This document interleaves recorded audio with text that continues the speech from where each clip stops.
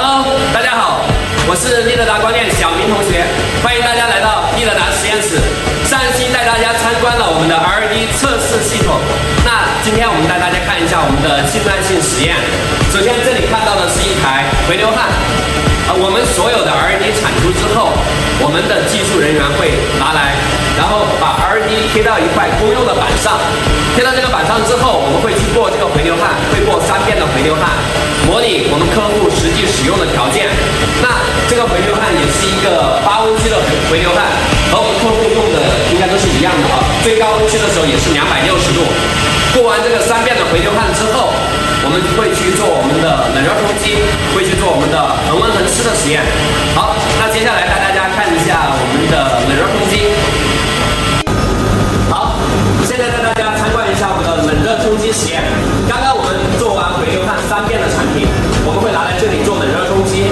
那我们冷热冲击的条件是-40度到正105度，两个温区它进行不停的转换，它在每个温区会停留半个小时，然后3秒钟它自动升降，然后进行转换。那冷热冲击它主要验证的就是我们灯珠的一个信赖性，是否有交裂，是否有死灯。好，现在刚好是在低温区，然后我给大家打开体验一下。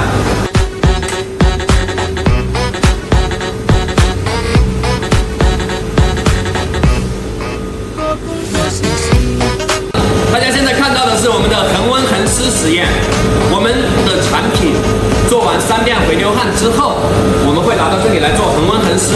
那我们恒温恒湿的条件是在湿度85度、温度85度，极其湿热的条件，也可以说是极其恶劣的条件下去做信赖性的测试，检测灯珠是否有异常，是否有不良的现象，以保证我们品质的稳定性。好，接下来带大家参观我们的高温老化。好，现在大家看到的是一台高温老化设备。我们所有的 LED 产出之后，我们都会做高温老化的实验。那其实就是模拟RM80老化标准的一个实验。我们会做6000小时、9000小时、12000小时的一个老化测试。